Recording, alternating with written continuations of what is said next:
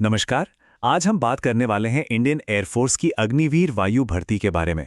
जो भी इसके लिए अप्लाई करने की सोच रहे हैं, उनके लिए हम अग्निवीर वायु इनटेक 01 2027 के ऑफिशियल नोटिफिकेशन को बिल्कुल आसान भाषा में समझेंगे।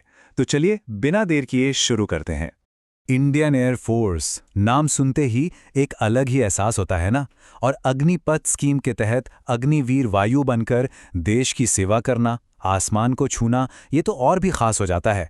देखिए, ये सिर्फ एक नौकरी नहीं है, ये देश सेवा का एक सुनहरा मौका है। तो आज की हमारी ये पूरी बातचीत एक सफर की तरह होगी।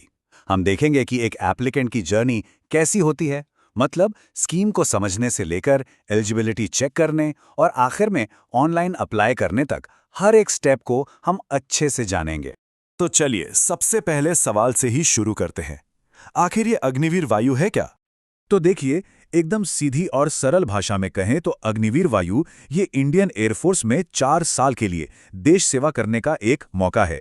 ये अग्निपथ स्कीम का ही एक हिस्सा है, जो देश के नौजवानों को मिलिट्री की लाइफ, डिसिप्लिन और लेटेस्ट टेक्नोलॉजी सीखने का एक शानदार मौका देती है। चलिए, अब आते हैं सबसे जरूरी सवाल पर, यानी एलिजिबिलिटी। इसे एक चेकलिस्ट की तरह समझिए। देखते हैं कि कौन कौन इस सफर में आगे बढ़ सकता है। तो अप्लाई करने का मन बनाने से पहले ये जानना तो जरूरी है कि कौन अप्लाई कर सकता है। तो आइए जरा इसकी मेन रिक्वायरमेंट्स पर एक नजर डालते हैं। एजुकेशनल क्वालिफिकेशन की बात करें तो यहाँ 2 कैटेगरीज हैं। अगर कोई साइंस सब्जेक्ट से है तो 10+2 में मैथ्स, फिजिक्स और इंग्लिश होना ज़रूरी है। लेकिन जो लोग दूसरी स्ट्रीम से हैं वो भी अप्लाई कर सकते हैं। पर हाँ, एक बात कॉमन है और वो ये कि ओवरऑल 50% मार्क्स होने ही चाहिए, और ख़ासतौर पर इंग्लिश में भी 50% मार्क्स होना ज़रूरी है। पढ़ाई के अलावा उम्र भी एक बड़ा फैक्टर है। कैंडिडेट का जन्म 1 जनवरी 2006 और 1 जुलाई 2009 के बीच होना चाहिए। दूसरी शर्त है कि कैंडिडेट अनमैरिड हो। और फिर आते हैं फिजिकल स्टैंडर्ड्स, जैसे मेल कैंडिडेट्स के लिए मिनिमम हाइट 152.5 सेंटीमीटर और फीमेल के लिए 152 सेंटीमीटर। और भी कुछ चीज़ें हैं जिनका ध्यान रखना होगा। तो मान लीजिए कोई इन सभी शर्तों को पूरा करता है, तो अगला सवाल यही आएगा कि भाई इस 4 साल के मिशन में मिलेगा क्या? तो चलिए अब जरा सैलरी, दूसरी सुविधाओं और आगे के मौकों पर भी एक नजर डाल लेते हैं। 4 साल की सर्विस पूरी होने के बाद एक बहुत बड़ा मौका मिलता है, और वो है परमानेंट होने का। लेकिन हाँ, एक बात यहाँ साफ समझनी होगी कि ये मौका हर किसी को नहीं मिलेगा। ये पूरी तरह से परफॉर्मेंस पर डिपेंड करेगा। हर बैच के सिर्फ 25% बेस्ट अग्निवीरों को ही एयरफोर्स के रेगुलर कैडर में शामिल किया जाएगा। अब जरा फाइनेंशियल पैकेज को भी समझ लेते हैं। जैसा कि यहाँ दिख रहा है, हर साल मंथली सैलरी बढ़ती जाएगी। इसमें से 70% हिस्सा इन हैंड सैलरी के तौर पर मिलेगा और बचा हुआ 30% एक कॉर्पस फंड में जमा होगा। और मजे की बात यह है कि जितना कंट्रीब्यूशन अग्निवीर का होगा, उतना ही सरकार भी उस फंड में डालेगी। और फिर 4 साल की सर्विस पूरी होने पर यही जमा किया हुआ पैसा, जिसे सेवानिधि पैकेज कहते हैं, एक साथ मिलता है। यह अमाउंट लगभग 10.04 लाख रुपए बनता है। और जानते हैं सबसे अच्छी बात क्या है? इस पर कोई इनकम टैक्स नहीं लगता। ये पूरी तरह टैक्स फ्री है। सैलरी और सेवानिधि पैकेज के अलावा भी बहुत कुछ है, जैसे 48 लाख रुपए का लाइफ इंश्योरेंस कवर, साल में 30 दिन की छुट्टी, जरूरत पड़ने पर सिक लीव, और साथ ही मेडिकल और सीएसडी कैंटीन की फैसिलिटी भी मिलती है। और हाँ, 4 साल पूरे होने पर एक अग्निवीर स्किल सर्टिफिकेट भी दिया जाता है, जो आगे करियर में बहुत काम आता है। तो ये तो हो गई फायदों की बात। अब समझते हैं कि सिलेक्शन होता कैसे है। ये एक मल्टी स्टेज प्रोसेस है, जो ऑनलाइन टेस्ट से शुरू होता है और फाइनल मेडिकल एग्जाम पर जाकर खत्म होता है।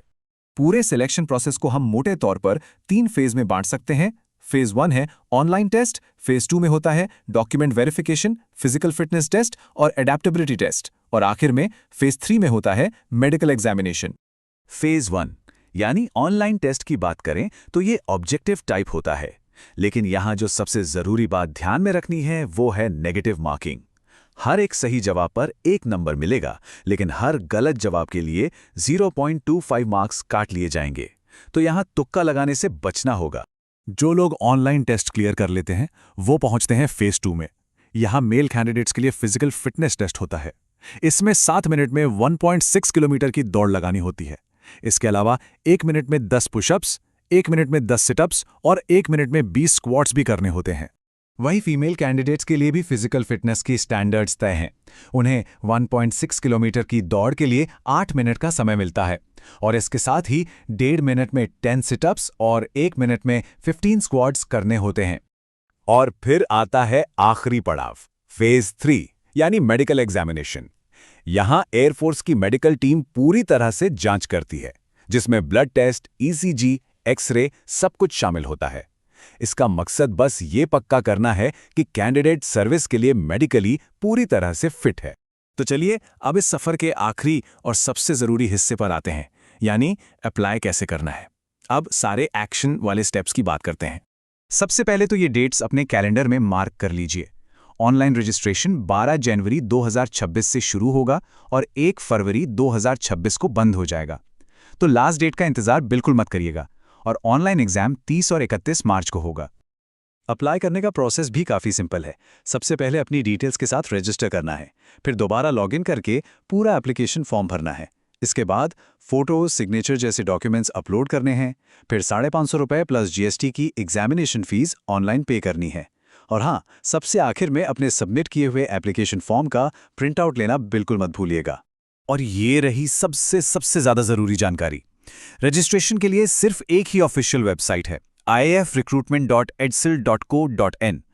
प्लीज़ इसी वेबसाइट का इस्तेमाल करें, किसी और सोर्स पर बिल्कुल भी भरोसा ना करें, ताकि किसी भी तरह के फ्रॉड से बचा जा सके। तो ये थी अग्निवीर वायु बनने की पूरी गाइड, एक तरह से पूरा नक्शा